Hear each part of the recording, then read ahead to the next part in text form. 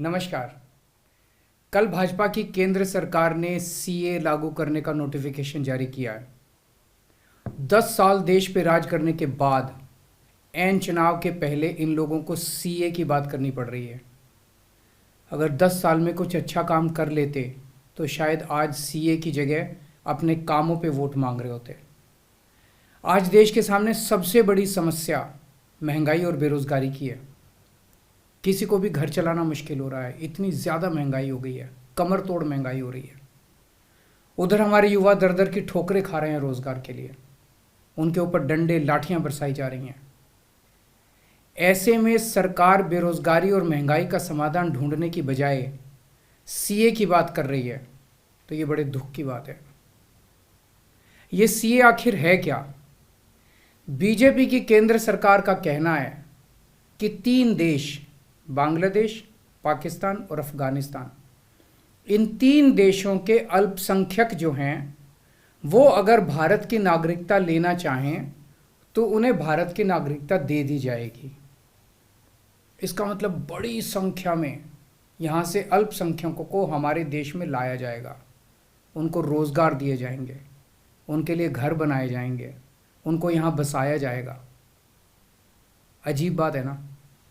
BJP की केंद्र सरकार से हमारे बच्चों को रोजगार दिए नहीं जा रहे, पाकिस्तान से लोगों को लाके उनके बच्चों को रोजगार देना चाहते हैं। हमारे लोगों के पास तो घर नहीं है, भारत के तो ढेरों लोग बेघर हैं, लेकिन बीजेपी वाले पाकिस्तान से लोगों को लाके उन्हें भारत में बसाना चाहते हैं, उनको घर देना चाहते हैं। हमारे रोजगार उनके बच्चों को देना चाहते हैं, हमारे हक के घर उनमें पाकिस्तानियों को बसाना चाहते हैं। भारत सरकार का जो सरकारी पैसा हमारे परिवार और देश के विकास पे खर्च होना चाहिए, वो पैसा पाकिस्तानियों को भारत में बसाने पे खर्च किया जाएगा। इन 3 देशों में लगभग 2.5 से 3 करोड़ अल्पसंख्यक हैं। ये तीनों बहुत गरीब देश हैं। जैसे ही भारत के दरवाजे खुलेंगे, इन 3 देशों से भारी भीड़ हमारे भारत में आ जाएगी। अगर इन 2.5-3 करोड़ में से 1.5 करोड़ लोग भी भारत आ गए तो कौन देगा इनको रोजगार? कहाँ बसाओगे इनको? बीजेपी वाले अपने घर में बसाएंगे क्या इनको? इनके अपने घर में रखेंगे क्या इनको? बीजेपी वाले देंगे क्या इनको रोजगार? कौन देगा इनको रोजगार? तो प्रश्न उठता है कि बीजेपी ऐसा क्यों कर रही है। कई लोगों से मैंने बात की, कुछ लोगों का कहना है कि ये पूरा का पूरा खेल वोट बैंक बनाने की गंदी राजनीति है। इन तीनों देशों से 1.5-2 करोड़ लोगों को अगर भारत ले आया गया और उनको चुन चुन के इस तरह से देश के अलग अलग भागों में बसाया गया, जिससे जहां जहां बीजेपी के वोट कम हैं वहां झुग्गियां डाल के अगर इन लोगों को वहां बसाया गया तो वहां बीजेपी का एक पक्का वोट बैंक तैयार हो जाएगा, बीजेपी के वोट बढ़ जाएंगे। और आने वाले इस चुनाव में तो नहीं, आने वाले भविष्य के चुनाव में बीजेपी को इससे बहुत बड़ा चुनावी फायदा मिल सकता है, ऐसा कुछ लोगों का कहना है।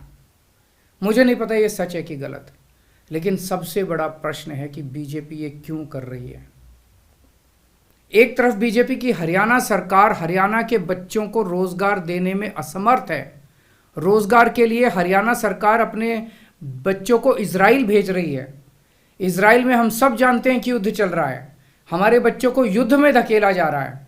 अपने बच्चों को तो रोजगार है नहीं और पाकिस्तानियों को भारत लाके उनके बच्चों को रोजगार देना चाहते हो।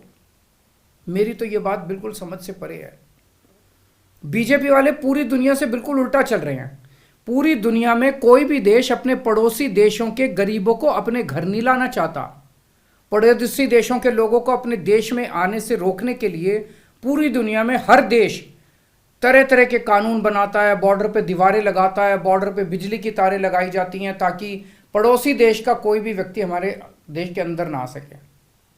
बीजेपी शायद अकेली पार्टी है पूरी दुनिया की जो पड़ोसी देश के गरीब लोगों को अपने देश में घुसाने के लिए दरवाजे खोल रही है, बिल्कुल उल्टा कर रही है। एक और बात है सोचने की, पिछले 10 सालों में 11 लाख से ज्यादा भारत के बड़े बड़े अमीर उद्योगपति और व्यापारी भारत छोड़ के चले गए। ये लोग भारत में फैक्ट्री चलाया करते थे, इंडस्ट्री चलाया करते थे, बड़े बड़े व्यापार किया करते थे, लाखों लोगों को नौकरी देते थे, रोजगार देते थे। ये बीजेपी की गलत नीतियों और उनके अत्याचार से तंग आके भारत छोड़ के चले गए। अगर बीजेपी को लाना ही है तो इन लोगों को वापस भारत लेके आओ ना, जो भारत छोड़ के चले गए। ये भारत आएंगे, इनके पास पैसा है, भारत में इन्वेस्ट करेंगे, नई नई फैक्ट्रियाँ खोलेंगे, नए नए व्यापार खोलेंगे, अपने बच्चों को रोज़गार मिलेगा। ये क्या बदतमीज़ी है कि बांग्लादेश के, पाकिस्तान के और अफ़गानिस्तान के लोगों को हमारे देश में ला के बसाएंगे और उनको हमारे बच्चों के हक के रोज़गार उनको देंगे। ये लोग कह रहे हैं कि 2014 के पहले आए हुए घुसपैठियों को इन नागरिकता दी जाएगी। ऐसा नहीं है, ये तो शुरुआत है। एक बार ये सिलसिला चालू हो गया, एक बार दरवाजे खुल गए तो फिर बहुत बड़ी संख्या में पाकिस्तानी और बांग्लादेश से लोग भारत में आने लगेंगे। आज बीजेपी कह रही है 2014 के पहले आए हुए लोगों को ही नागरिकता दी जाएगी। देख लेना, अगले चुनाव में ये बीजेपी वाले इस तारीख को बढ़ा के 2024 कर देंगे कि 2024 के आए हुए पहले वाले लोगों को दी जाएगी, और फिर इसे और आगे बढ़ा देंगे। मोटी मोटी बात यह है कि पाकिस्तानियों और बांग्लादेशियों के लिए भारी संख्या में भारत आने के लिए बीजेपी सरकार ने दरवाजे खोल दिए।